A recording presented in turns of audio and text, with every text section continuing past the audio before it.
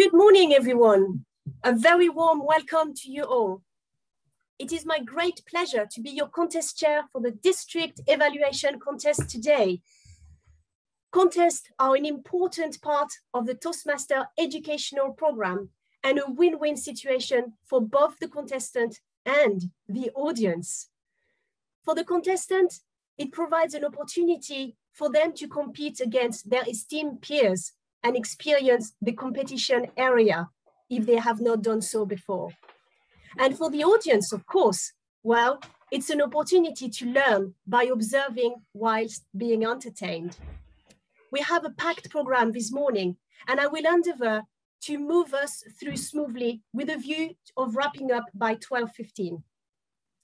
But first of all, no contest can exist without the help and support of a great team, and today is no exception. We have members from all over the district who are kindly helping in various roles to ensure the contest is a success. Our chief judge today is Neil Coleman. Neil is an experienced Toastmaster who will be following the Toastmasters International contest rules. He will maintain a confidential and individual breakout room for the judges and the counter to move to after each contest is over. To tally up the scores as well and result determine as to who moves on to the next level. But in here, it's not actually the case because for the evaluation, this is actually the next level. In accordance with Toastmaster contest rule, there are a few other announcements I would like to make. Chief Judge Neil Coleman has briefed all judges, counters, and timers, and the contest rules have been reviewed with them all. Protests are limited to judges and contestants and must be made prior to announcement of the result.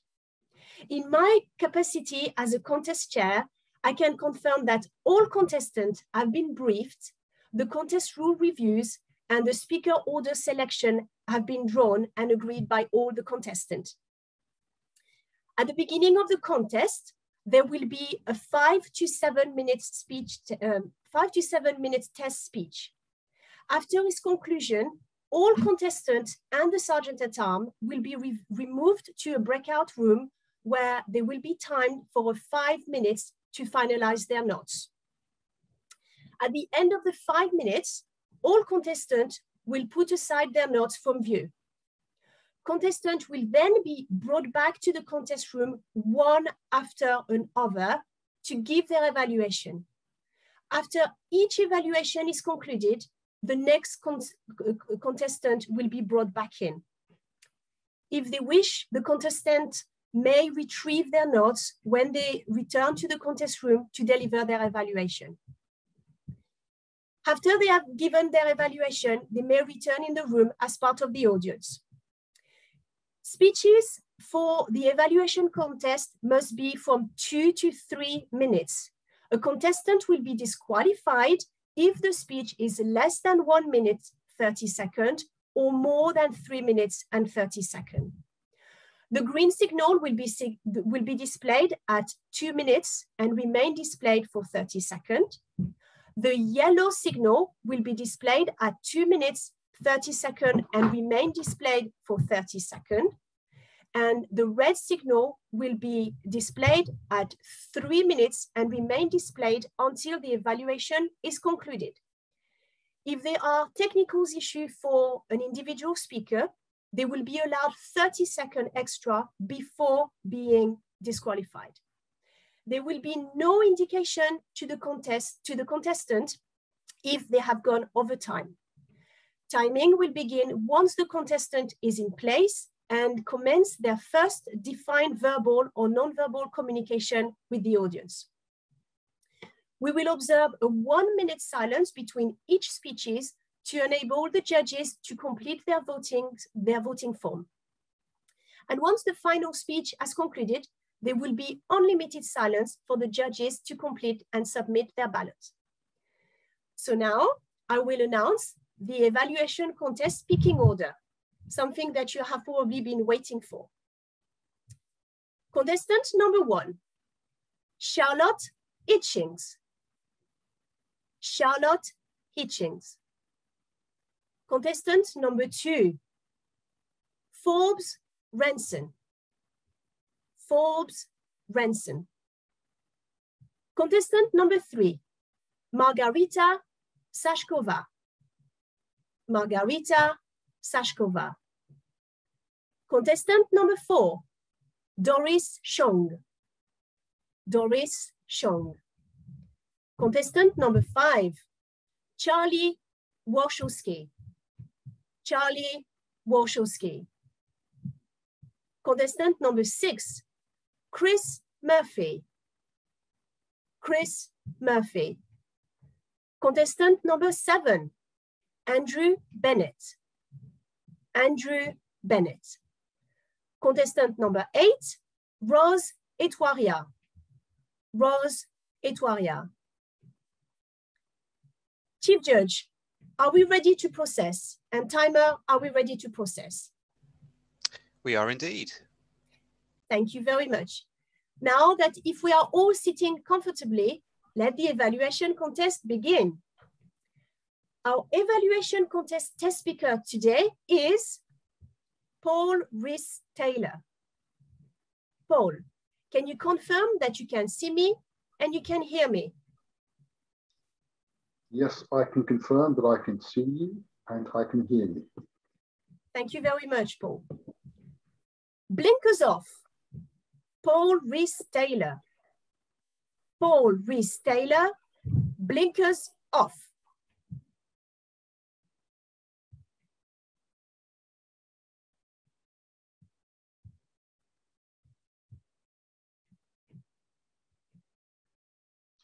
I'm wearing blinkers because I like things the way they are.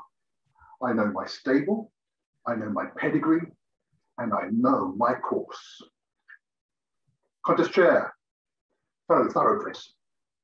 Change can be a scary thing for us, and many of us tend to prefer the way things are. It is the way it is. In psychology, this tendency is known as the status quo bias, a type of cognitive bias in which we exhibit a preference for the way things are currently.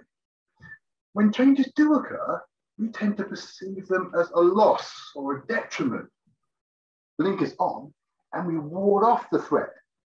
Risk, threat averted, and we stay on course. But by focusing only on the things we've come to know, we are propping up the status quo. By sticking staunchly to our conditioned beliefs, we deny those suffering under them relief. Sufferers like the countless unmarried, pregnant young women in past decades sent away in shame, their babies forcibly taken away from them and adopted.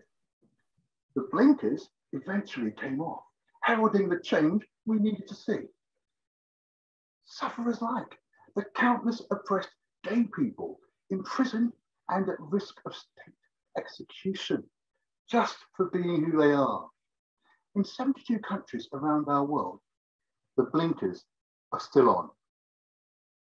Sufferers like the untold, unarmed Black Americans brutalized and killed by law enforcement officers who were supposed to protect and serve.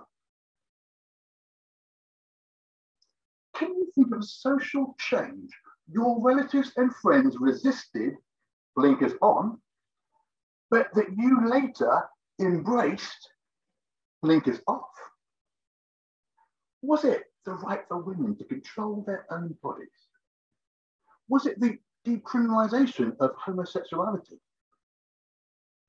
Or was it that we accepted that Black lives do matter after all? If there's anything that captures the zeitgeist of now, it is the guilty verdict just returned on the former police officer who murdered George Floyd on the 25th of May, 2020.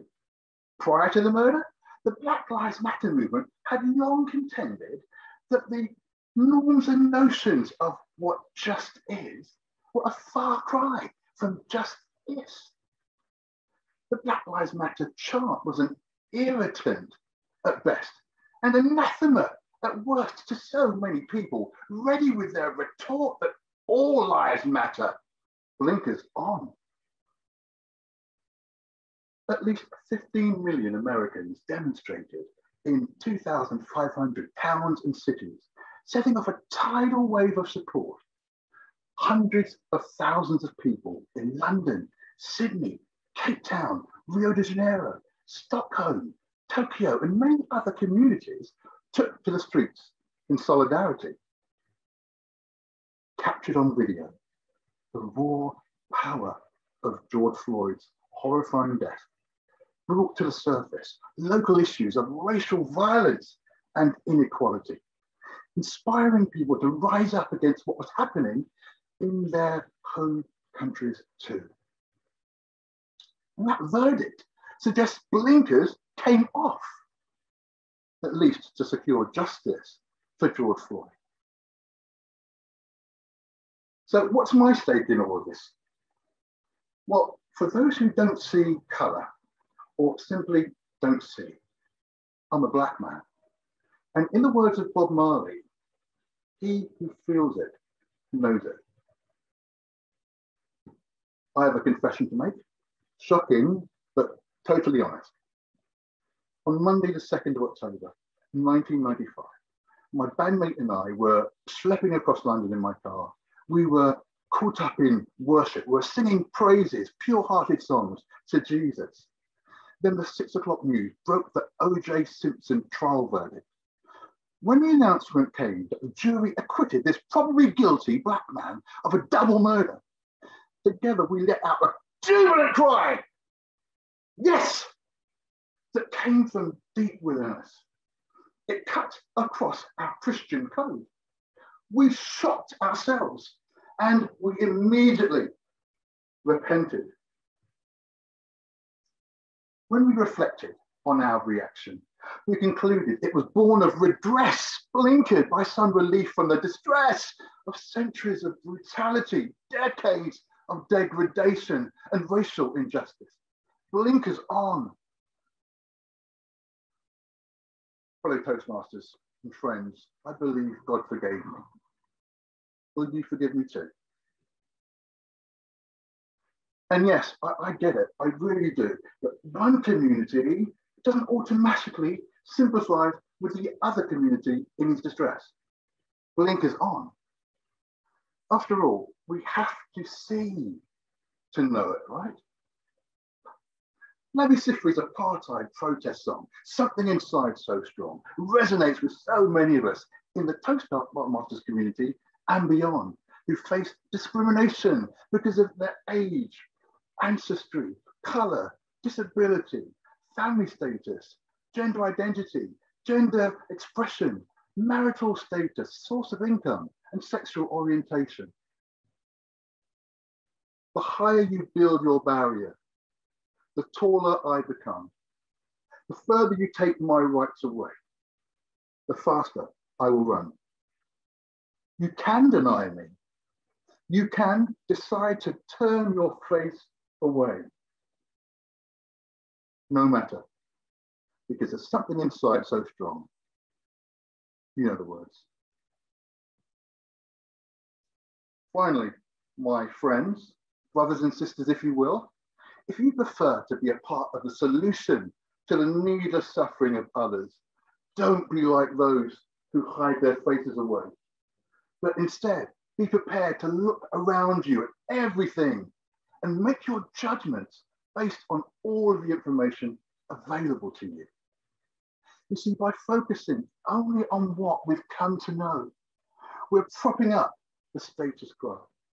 By sticking staunchly to our conditioned beliefs, we deny those suffering under them relief. Blinkers off. Contest chair.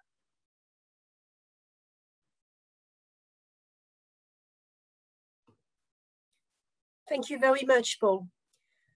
We're gonna now have a moment of silence for the evaluation contestant to be moved to a breakout room by Kit, our Zoom master, and Chantel, our sergeant at arms, to finalize their note. They are all in the waiting room. Oh, that's perfect. Thank you very much. In that case, I would like to take that 5 minutes to interview Paul if I could have Paul back on stage, please, that would be wonderful.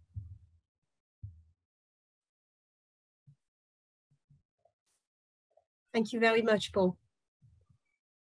Thank you for being our test speaker today, Paul. I trust you have enjoyed the experience and it wasn't too daunting.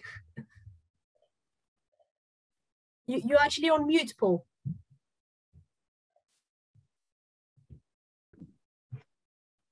So yes and no.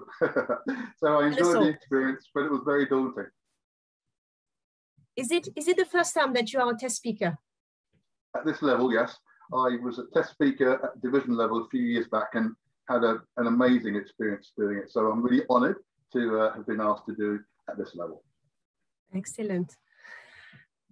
What club, can you tell us a little bit more about you, Paul, and tell us what club you're from and how long have you been at Toastmasters? Okay, so I've been a Toastmaster since February 2013, joined Croydon Communicators then. I still am a member of Croydon Communicators. Latterly, I've been a member of Legacy Speakers Brixton 2, also Pearly Speakers, and I am the club president right now of Legacy Speakers Brixton. Wow, so you're a busy man then, aren't you? Yeah. I've really enjoyed the speech today, and obviously I could ask, what made you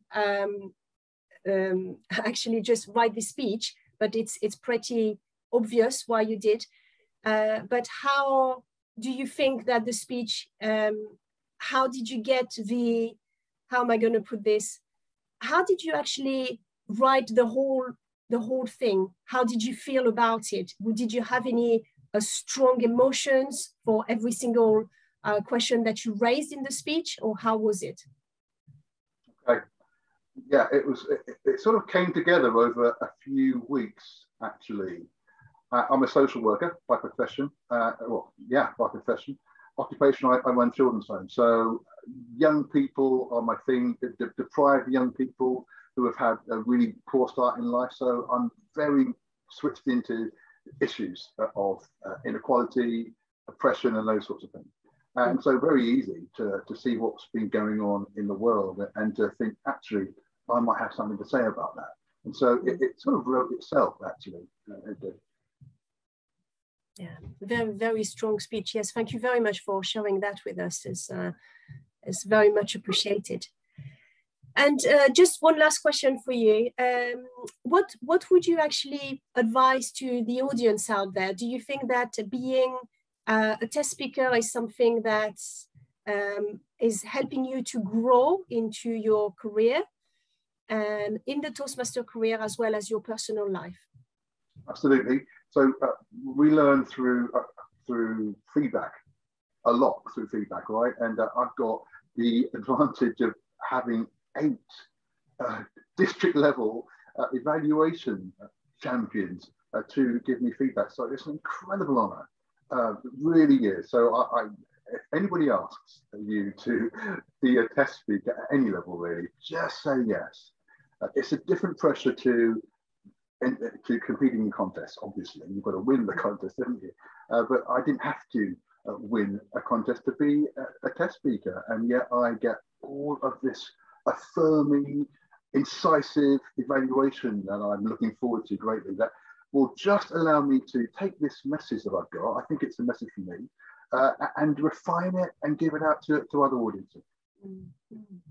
That's excellent. Thank you very, very much, Paul. Thank you for your time and thank you for being our test speaker again today.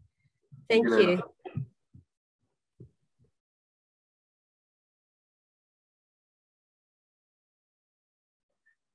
Hello and welcome back. I just wanted to check that our judges and timers are ready. All ready. Perfect. Thank you very much. Our first contestant today is Charlotte Hitchings. Charlotte, please ensure that your microphone is on and your timer video is secured on your screen. And let me know when you are ready.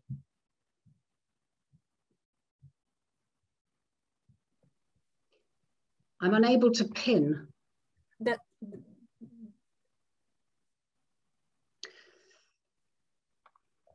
Go ahead, try again. Thank you. Thank you. I've now been able to do that. Yeah. Perfect. Thank you very much, Charlotte. Are you ready to start, Charlotte? Yes, I am. Perfect. I can confirm that I can see you and that I can hear you.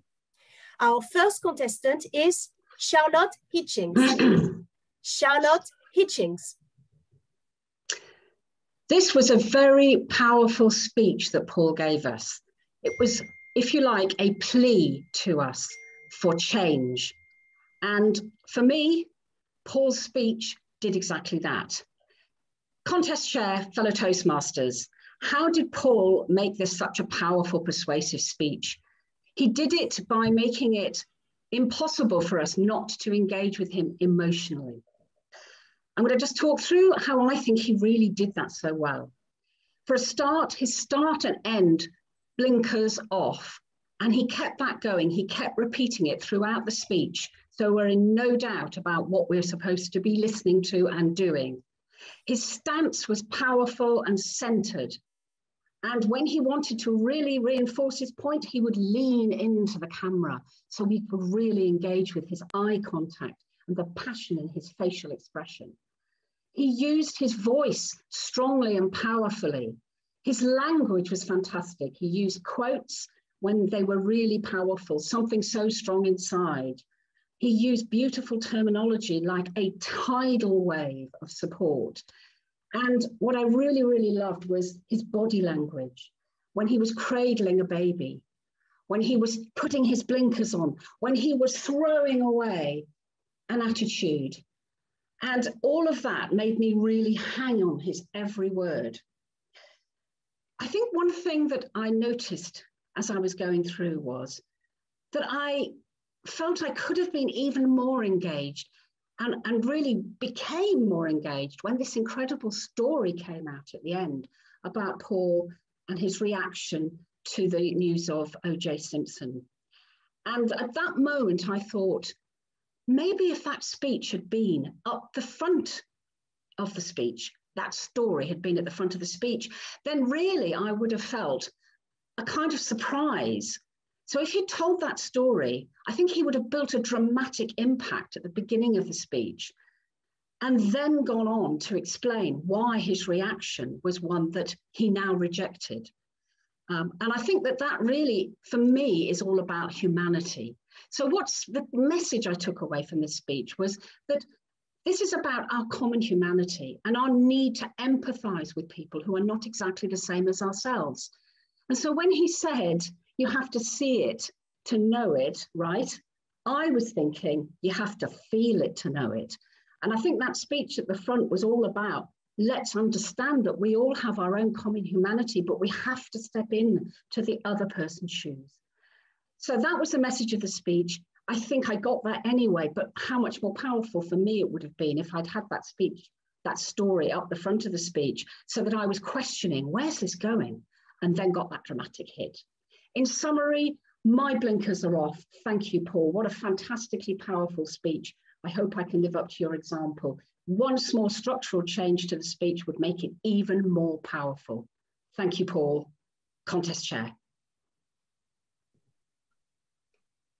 Thank you very much, Charlotte. We will now observe one minute of silence. Timers, can you please indicate when that minute is up?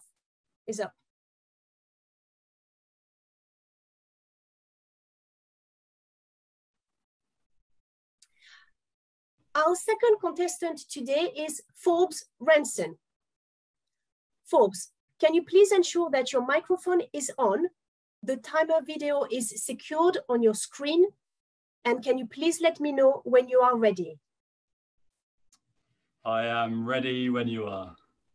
Thank you very much, Forbes. I can confirm that I can see you and that I can hear you. Our second contestant is Forbes Ranson. Forbes Ranson. Thank you, contest chair, and good morning, everybody.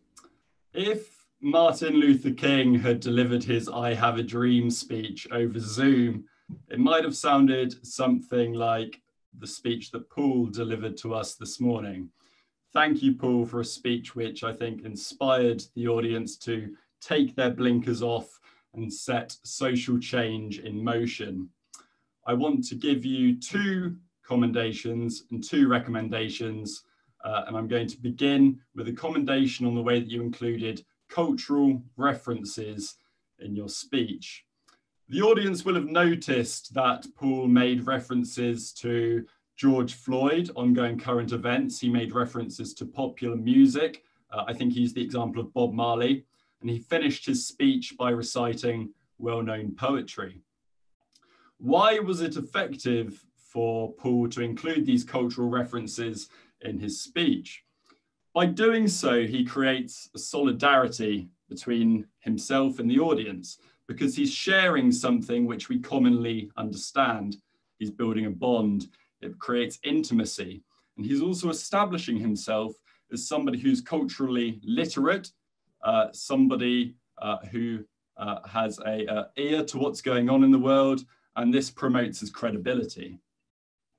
Your first recommendation, Paul, I thought that your call to action could have been stronger.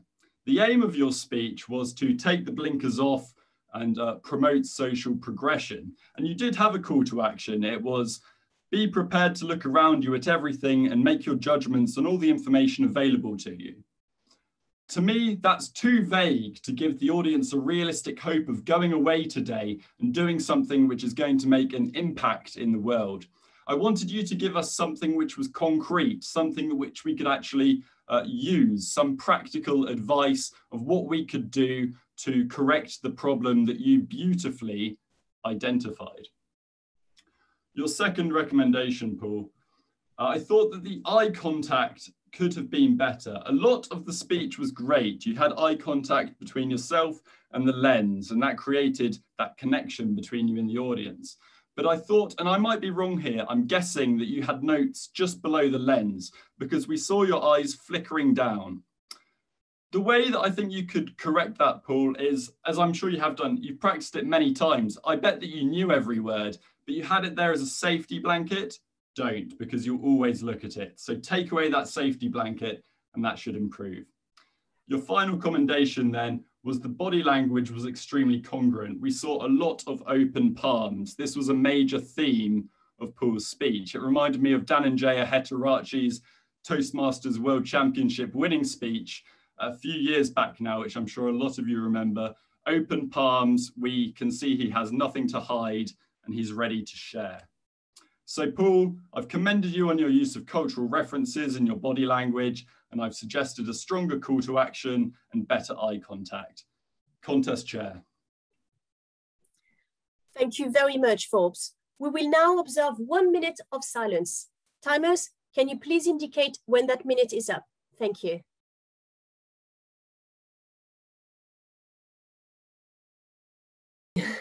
Our third contestant today is Margarita Sashkova. Margarita, can you please ensure that your microphone is on and the timer videos is secured on your screen, and let me know when you are ready. Yes, I have pinned the timer. I'm ready. My microphone and camera are on. Perfect. Thank you very much. I can confirm that I can see you and that I can hear you. Our third contestant is Margarita Sashkova. Margarita Sashkova.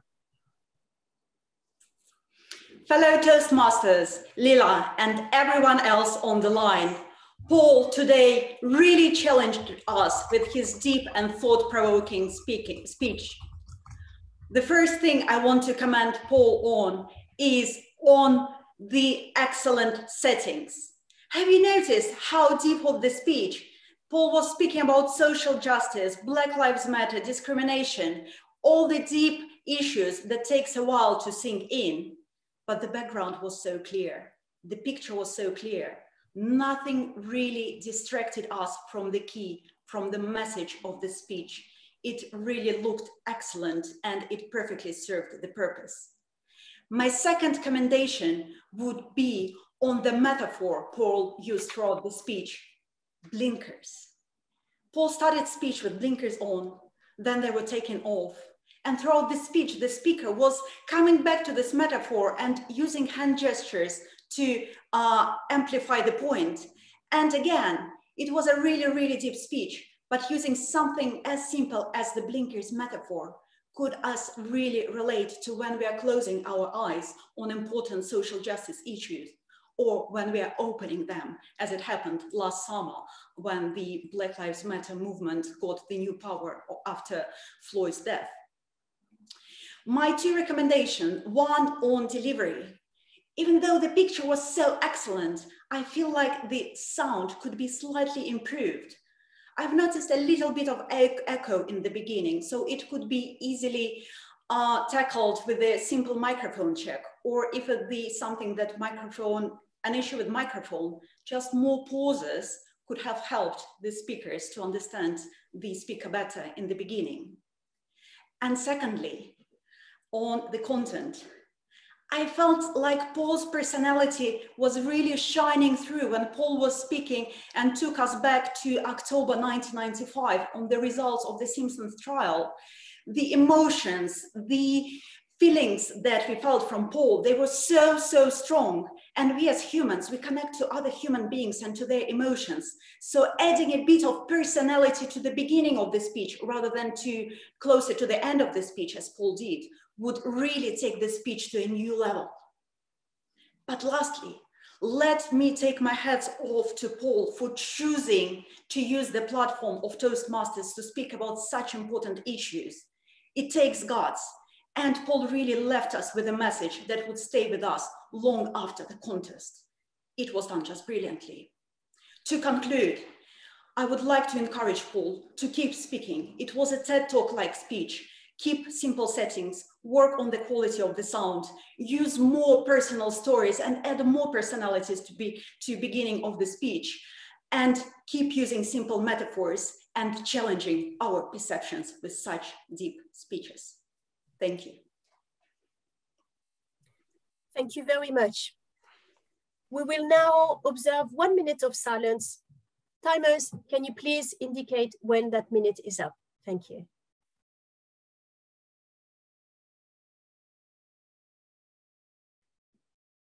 Our fourth contestant today is Doris Chong. Doris, can you please ensure that your microphone is on and the timer video is secured on your screen, and let me know when you are ready. Sure. I don't have a pin button for the timekeeper. Okay. Kit, can you assist? You can now. Perfect. Yeah, I can now. Okay, perfect. I can confirm that I can see you and that I can hear you. Our fourth contestant is Doris Chong. Doris Chong. Blinkers on, blinkers off. I chose to have my blinkers off. Thank you, Paul, for the really inspiring and thought-provoking speech on the topic of social injustice. That's so much that we need today to understand what's going on with the world. Paul has really brought us in an emotions journey of this topic. I really like the choice of words and also the facial expression that Paul was able to bring us through. Emotional journey. What is social justice these days? What is it going on? What are some of the examples that's happening? Another point that I really like about Paul's speech was to use a very common example that rings everyone's bell, George Floyd.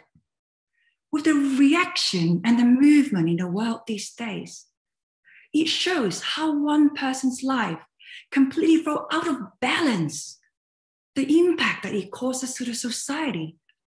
And that might be what we need. Paul has successfully put into picture of how all this works.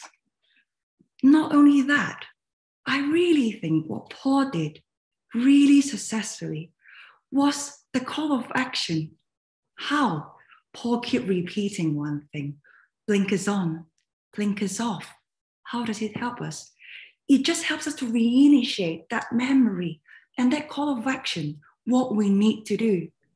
It rings a bell and helps us reflect on, did we really put our blinkers on all the time without seeing what the world really needs? Maybe we do. Would I recommend Paul to make the speech from a great speech already to even a better speech? We'll be adding provoking questions at the beginning of the speech, or maybe in the middle, to let us think more. For example, have you ever felt being treated socially unfair or being discriminated? Personally, I have, and that hurts. Through creating these questions at the beginning, it would help us to sink in even more and step on the journey of the society with what's happening these days. Second recommendation that I have for Paul would be a stronger structure from the beginning towards the end. How? By closer breaching, by giving examples more, and by also giving statistics. For example, how many people in the Black world is facing discrimination? How many of them are facing inequality in gender? By giving us these statistics, we will understand more what's going on. But what I really love about Paul's speech is definitely the journey that he takes on from where we are at to where he wants us to be. In conclusion, really great message and emotions bring out, very strong call of actions, but could be better in terms of more provoking questions and also stronger structure in the breaching. You choose, blinkers on or off. I choose it to be off. Thank you, Paul. How about you guys? Thank you. Thank you very much, Doris. We will now observe 1 minute of silence. Timers, can you please indicate when that minute is up?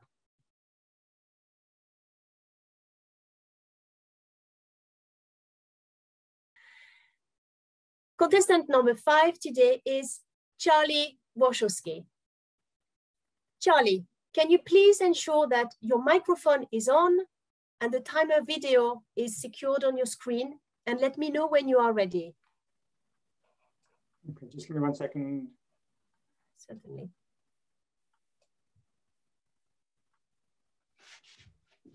Timer video.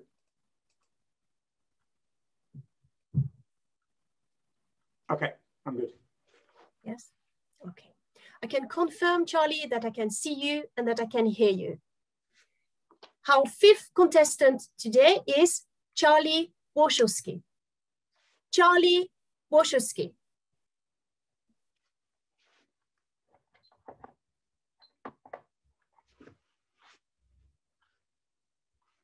Madam Contest Chair, fellow Toastmasters, welcome guests, and of course, Paul. Paul, thank you for that powerful, polemical, and deeply personal speech that you delivered. My role here is to evaluate it, and the approach that I'm going to take here is in 3 parts. I'm going to look at the content and structure that Paul offered, the words that he used, and his physicality of both voice and body. And let's start with the strengths. So this speech, the content, it was deeply, deeply thought-provoking. It was less research than just lived and felt.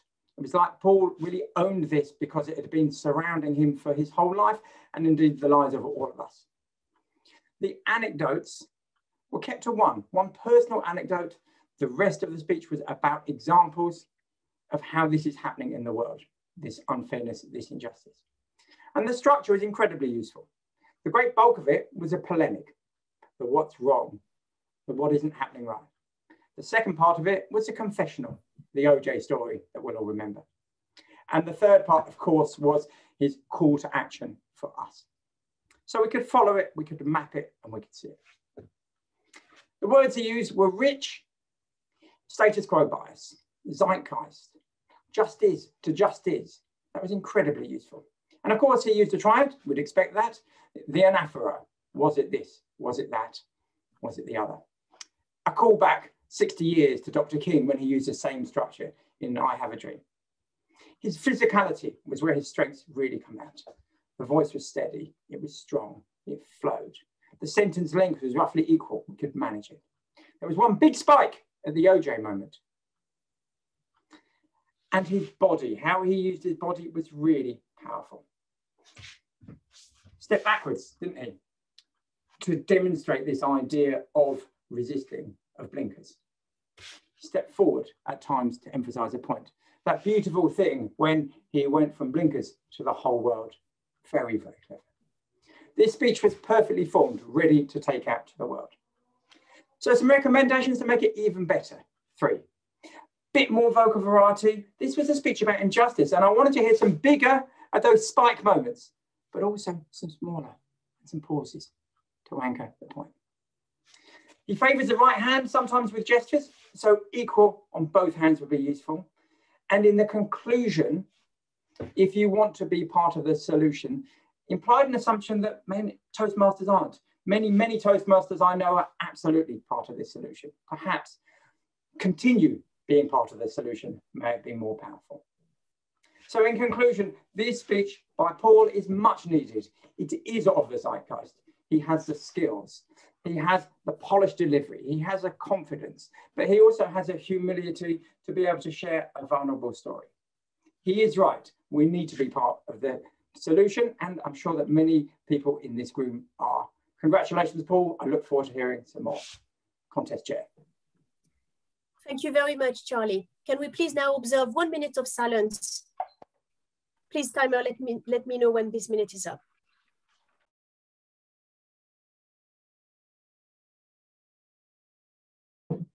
Our 6th contestant today is Chris Murphy. Chris, can you please ensure that your microphone is on, your timer video is secured on your screen, and let me know when you are ready. I'm ready. I just can't pin the timekeeper. Okay. I click on the. Oh, okay, I've got it now. It allowed me to. Perfect. Chris, I can confirm that I can see you and that I can hear you. Our 6th contestant. Our 6th contestant today is Chris Murphy. Chris Murphy. Something inside so prejudiced, so biased, is not what Labi Siffre sung, but it was at the heart of Paul's message today. Did the message touch your heart and mind? Let's find out. It certainly did with myself.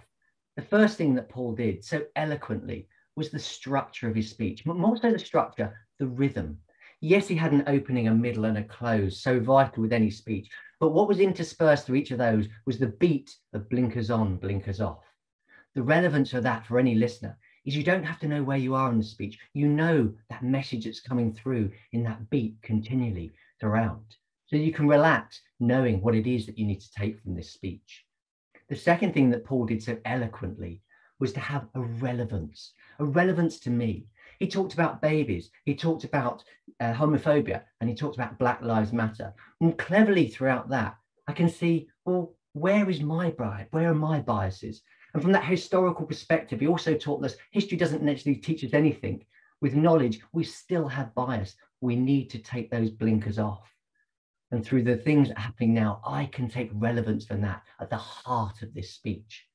But as I nodded, I thought, well, how can Paul get me nodding more?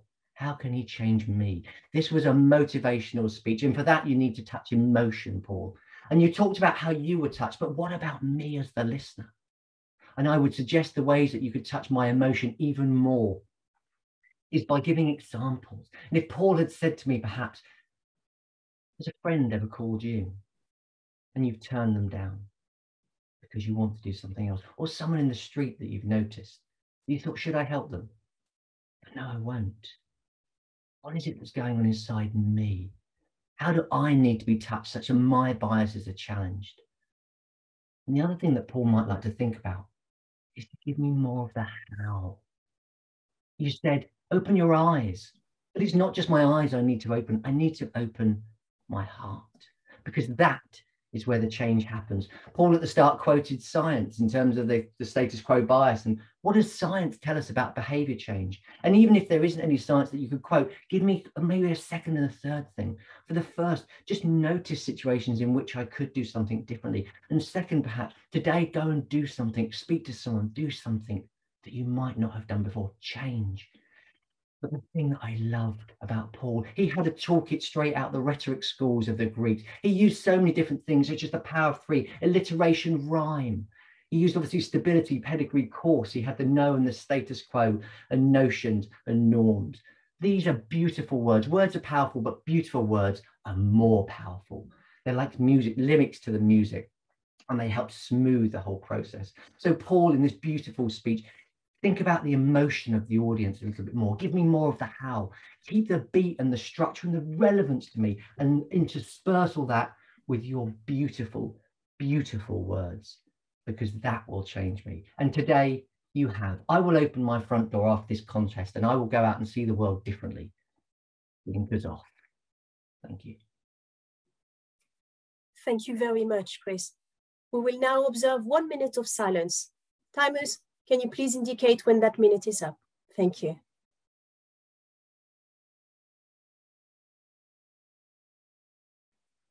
Contestant number 7 today is Andrew Bennett. Andrew, can you please ensure that your microphone is on, the timer video is secured on your screen, and let me know when you are ready. Thank you, Contest Chair. I'm ready. Thank you, Andrew. I can confirm that I can see you and that I can hear you. Contestant number 7 today is Andrew Bennett. Andrew Bennett. A man with blinkers on. That very first image of Paul with his dark glasses standing there, he didn't need to say a word to us today before he established his sense of purpose in this speech, which was about change, embracing change. I highly commend Paul today because he gave us a huge range of gesture, and those gestures came from deep within inside the words. They were congruent because they reflected meaning. As we seek to improve and extend Paul's speech together today, let's focus on the gestures for a moment. It is a masterstroke to use gestures as a kind of refrain to accompany the words, even a refrain that matches the words. That is a masterstroke. My feeling today watching the speech was that perhaps less might be more. There was, for me, one repetition too much of the gestures that Paul gave us with the blinkered on and the whole range of arm gestures. I wondered if he goes back to his script and takes a look, he might take one of those sets of gestures out and strengthen the whole impression of the speech overall. Also today, I saw some great use of camera in terms of coming forward to camera and going backwards from the camera. But I want to encourage Paul to use the whole stage space. That may seem complicated in a Zoom environment when we have the window to respect, but let's see how we can use the space creatively to underline even further the points of the speech. For instance, could he play some angles when he's in the car with his friend talking to a friend? Could he play some angles? There must be a way of making more use and filling this stage space. Paul has a very pleasing voice and he has an excellent sense of pace. I would like to encourage Paul to put more passion into the earlier part of the speech. The passion arrived with the consternation at the verdict of that jury, the verdict of the trial. That really brought out injustice and it came, that passion in the voice. And there was passion as well when we heard about people rising up, hundreds of thousands of people rising up all over the world. That's passion. I needed more of that engagement in the first part of the speech. So we have a thought about gestures and using them as a refrain. We have a thought about our camera use and using the whole stage space, and a thought about getting some more vocal passion into the beginning of the speech. Paul told us today that those who avoid change do so to their detriment.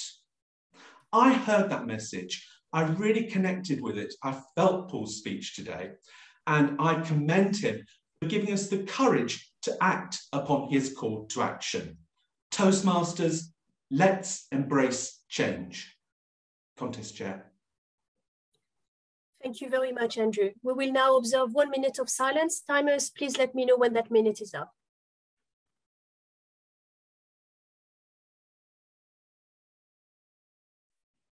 Our final contestant today is Rose Etoiria. Rose, can you please ensure that your microphone is on, and the timer's video is secured on your screen, and let me know when you are ready. Thank you, Leela. Can I hear the timer as I'm in need of a verbal sound check, please? Yes, the timer will let you know. Absolutely. Can I hear him? Timer? Yes. Testing. Thank you. Perfect. Thank you very much, Rose. I can confirm that I can see you and that I can hear you. Our final contestant today is Rose Etwaria. Rose Etwaria.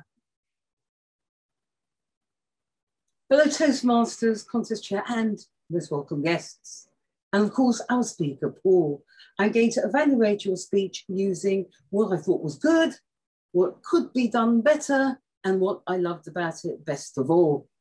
And I jumped straight in with, I really enjoyed the musical reference, Larry Sifry's Something Inside So Strong, and Bob Marley's Who Knows It, Feels It. It felt familiar, so the audience who are familiar with music could already feel attuned. I certainly did. And then there was the dress and the stance, the clothing, the glasses against the background that grabbed our attention, that made us sit up and really listen. It aligned with the words, and this gave Paul credibility. The second thing was his gestures. They were aligned, they were congruent. So when he spoke about babies, he rocked them, then he threw the babies away. Then he spoke of Black Lives Matter, and we had the fist salute. And of course, throughout the speech, he made references to the blinkers. So we had alignment that continued and repeated throughout, making it stronger and holding us. But let's get to what would make this speech better. And I start with the introduction. It was a powerful speech, so it needed a powerful opening to align with that dramatic white background and the black clothing and the sunglasses that began it. Then we had words like pedigree, stable, and thoroughbred, racehorse. But those powerful things were never mentioned again. He should have referenced those elements throughout the body of the speech, and that would have made it more impactful. The second thing, what was the purpose of the speech? It was to persuade us. A persuasive speech is to make us take more action. So we knew that there was something going on. Taking the blinkers off. Green. But that was not clear.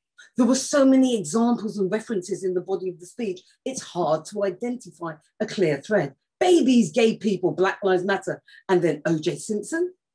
It was confusing. It needed a clear identity of three things and then the evidence to support it, so it took us along with him. The conclusion needed to be a clear call to action, what we needed to do in order to move forward. But what did I like best of all about this speech? The soundbite. Thinking of things we've come to know keeps the status quo, and that soundbite was easy to remember. So to wrap this up in terms of a conclusion, I loved his gestures. I loved the fact that his appearance empowered us. It was impactful. I would love to see a clear call to action. What do you want us to do? How can we do it? And most of all, I love best those wonderful words, thinking of things we've come to know keeps the status quo. Contest chair. Thank you very much, Rose. We will now observe 1 minute of silence. Timers, can you please indicate when that minute is up? Thank you.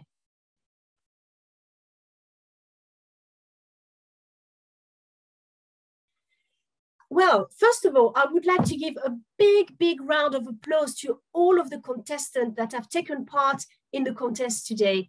Thank you for their energy, for their enthusiasm, and for their self-belief especially. So big round of applause to all of them.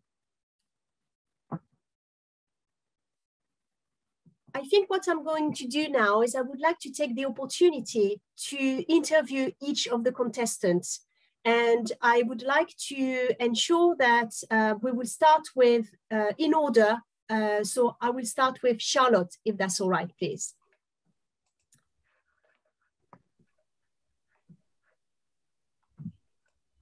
Charlotte, can you please tell us, first of all, which club you are representing today?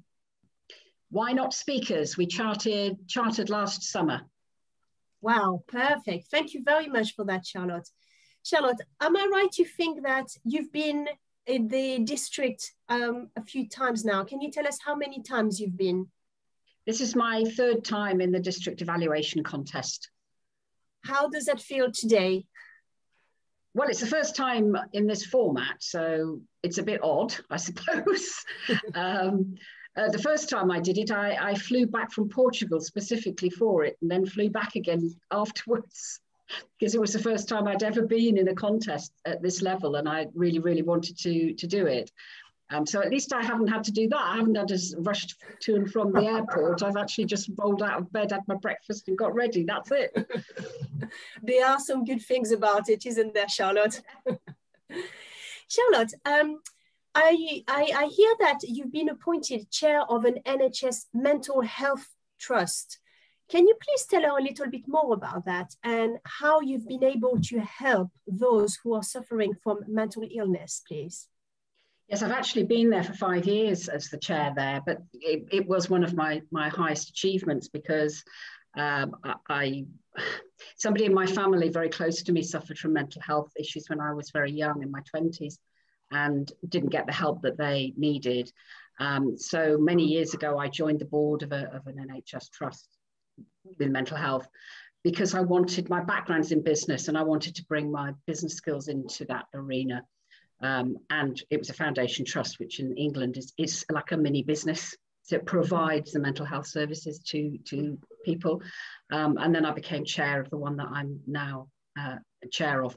So how do we help? Well, we help in every way. We provide services from eating disorders to severe mental health issues like schizophrenia and bipolar. And of course, mental health ill health is on the rise.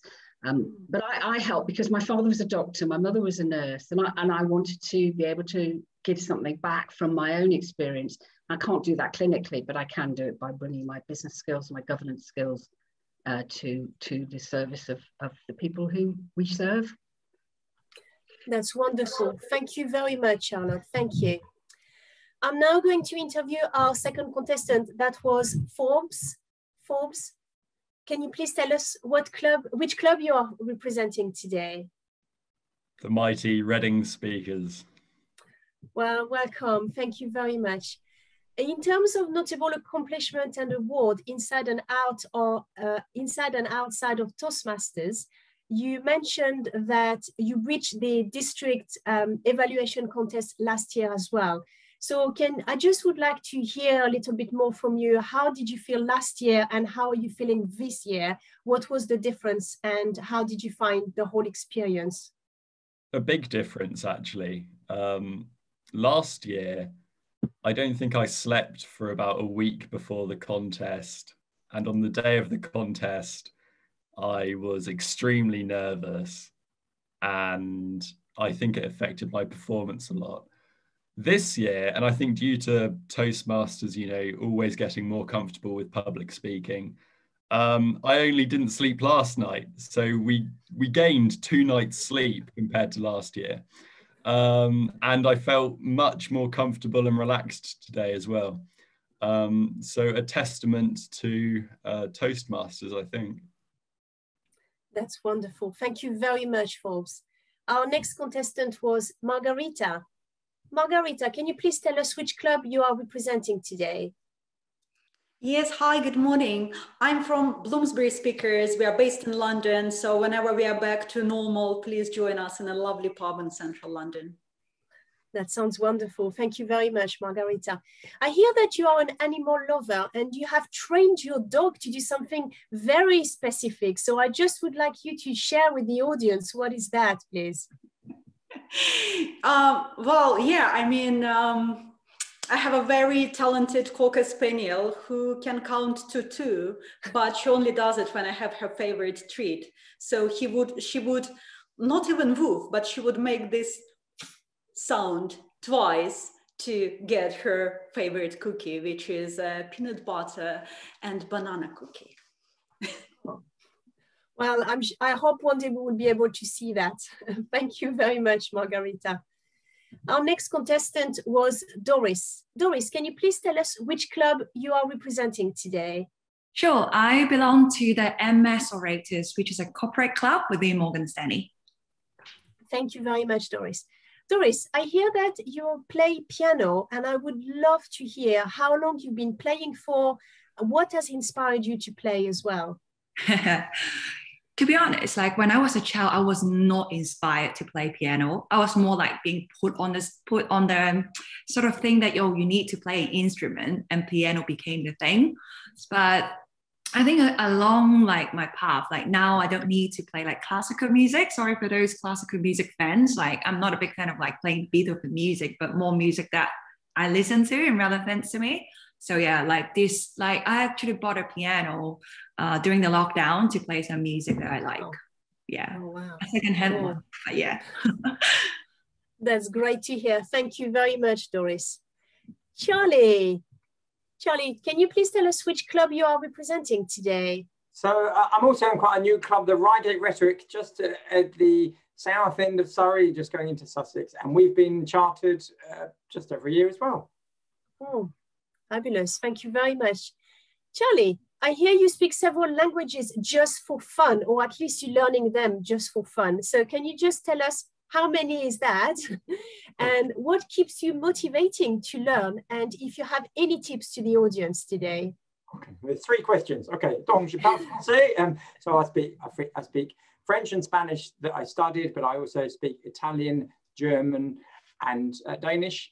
And I learn, I suppose, a new language every couple of years. What keeps me motivated is because we're not fantastic at learning languages in the UK. I was really lucky, 2012, 2013, to go to the wonderful experience French Toastmasters, where fantastic Andrew Bennett helped set that up. So the opportunity to speak in French has been great. I keep motivated because I like learning. I keep motivated because I like speaking languages. And I also see the impact on other people that I help, like my children. And if I've got any tips, yeah, it's firstly, don't think that there's such a thing as a language gene, because there isn't one. No, we all have the capacity to learn a language. That's really important. And secondly, there are so many great accessible resources that means that within minutes, we can start speaking another language. So pick up a modern way of learning a language. My best tip is email me. I've written a little ebook about how to learn languages a modern way, and I'll always share it with anyone. Brilliant. Thank you very much, Charlie. Chris, can you please tell us which club you are representing today? Yes, certainly. I'm representing Tunbridge Wells speakers in Tunbridge Wells in Kent. Brilliant. Chris, tell us a little bit more about your allotment and your beekeeping. Oh, God, any opportunity to talk about my allotment. Anyone that knows me will be bored senseless. My allotment is my heaven. And I grow 50 different types of vegetables on my allotment. And it's an opportunity to talk to people, nauseatingly levels of sociability with me, growing all sorts of different produce, which we then bring home and sometimes eat. But it's the growing I love. So we had a manure delivery the other day, 12 cubic meters. It was 236 wheelbarrow loads of manure, wow, bringing that down onto the allotment. And the beekeeping is fascinating. The beekeepers have a penchant for stinging me, and I just seem to annoy bees. But it is one of those things that you will never know how to do well. And the famous thing in beekeeping is 3-2-1 or 1-2-3 is you have one question, you ask 2 beekeepers, and you get 3 answers. I will never be very good at it, I don't think, always learning, a bit like speaking. If you want to talk for an hour about allotments, I can. Lovely, thank you very much for that. Andrew, can you please tell us which club you are representing today? Yes, today I'm representing Excalibur. Excalibur Toastmasters. Lovely, thank you. Andrew, you said that something that inspires you the most is when those people who quietly and persistently pursue their goals. And I absolutely love this. I can really relate to this. And I just would like you to tell us more about that and how you've been inspired by that. Within Toastmasters, we've got those who are very, very vocal and find it easy to speak. We've also got those who find it a bit more tricky to get up there into the speaking space and speak. And I'm always impressed when some of our quieter members take the program, Pathways that we're now in, or the historical program in the past, take the program and they move forwards, and you watch them over a period of months, and they grow and they grow and they grow in confidence. And it's because they're persistent. It's because they'll take any role in the meeting, be it the timekeeper, whatever it is in the meeting, they take the role, they go and they use that speaking time, and that's how they grow. And I just love to watch people grow, and I love that persistence, that I'm going to actually get there, I'm going to deliver, I'm going to be a public speaker and leader. I just love that. That's wonderful. Thank you very much for that. That's very useful. Thank you.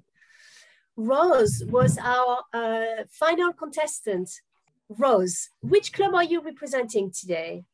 Technically, I'm representing Zigzag, which is my Friday club, but I know that Liberty speakers are in the house, so I'm representing them too. That's very safe to say. Well done. Rose, I am very interested about something you've mentioned.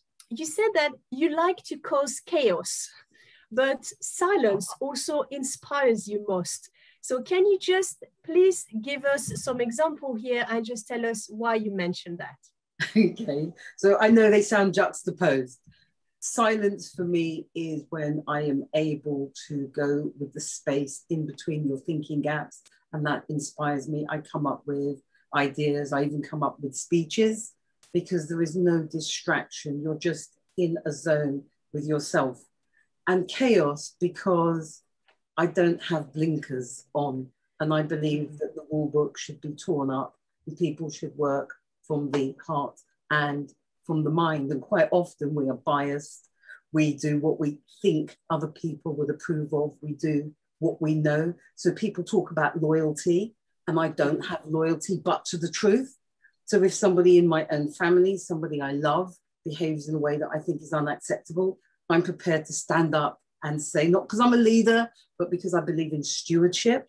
Whereas other people, for them, loyalty is you can do wrong and they will still stand up and defend the action. That to me doesn't work. So my chaos is when somebody I was dear to me does something. I said, well, you were wrong. What do you mean? You're my sister, my brother, my whatever. It's like, yeah, and what? You were wrong. So that's where the chaos comes in, because I go with the mind, but most of all the heart. With the heart. Thank you very much for that, Rose. That's very much appreciated. Thank you.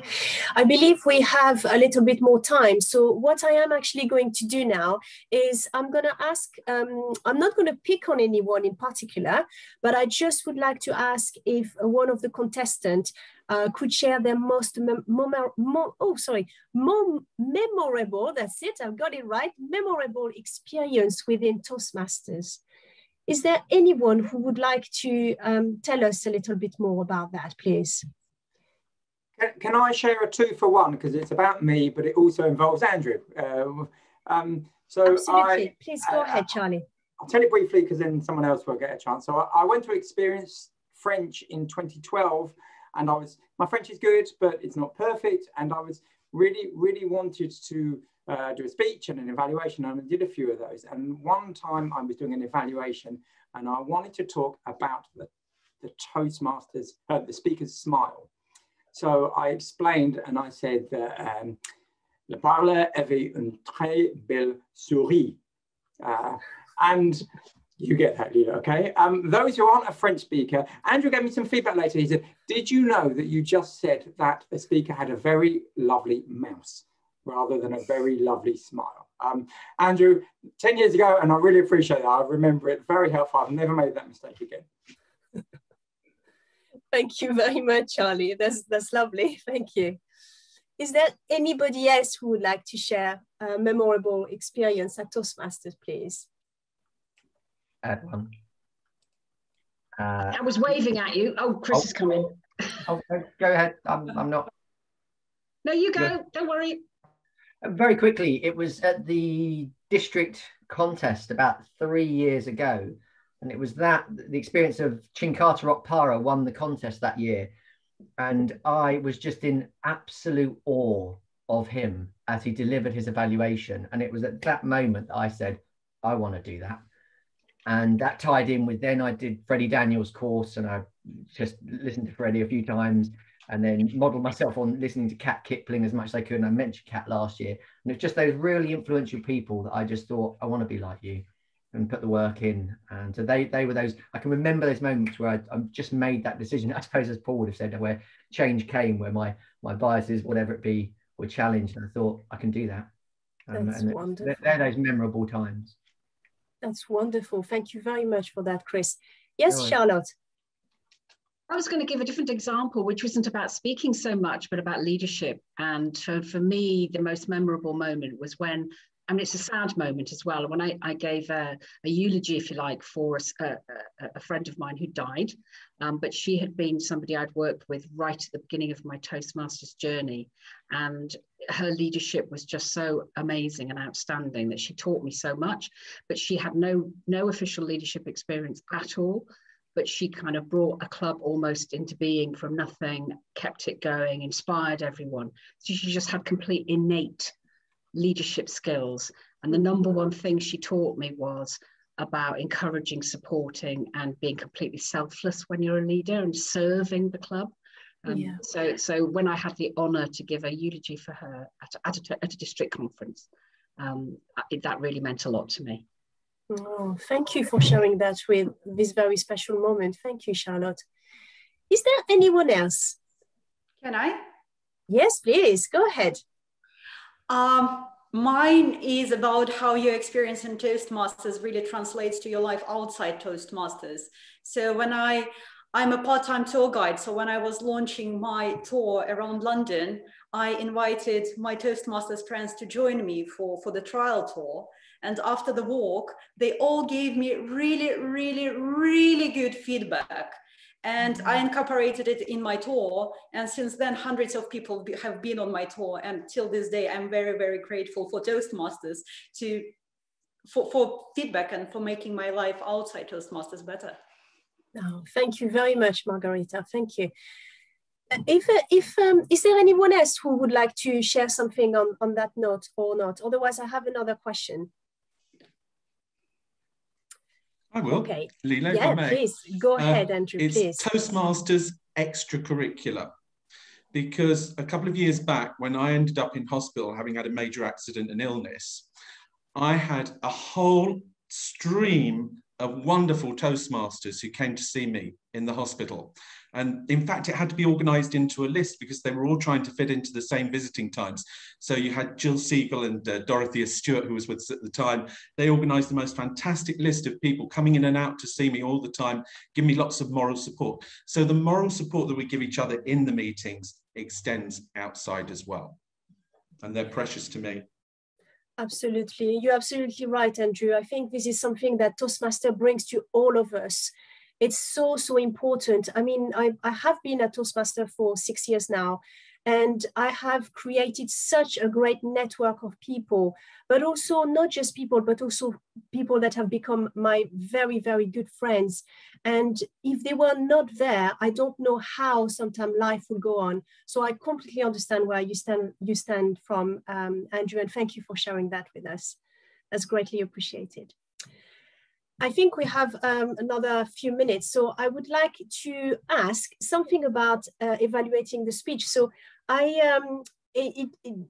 am so honored to be able to be the contest chair for this contest today, for the evaluation contest. But I just find that evaluating a speech can sometimes be quite tricky, although I love having the feedback.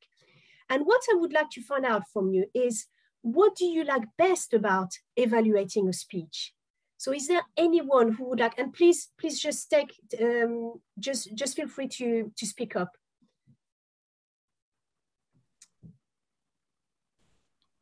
I think the reason that I started evaluating very regularly at Toastmasters was because there's a certain ratio between the amount of time you have to spend preparing for a meeting and the amount of time you get to spend on stage.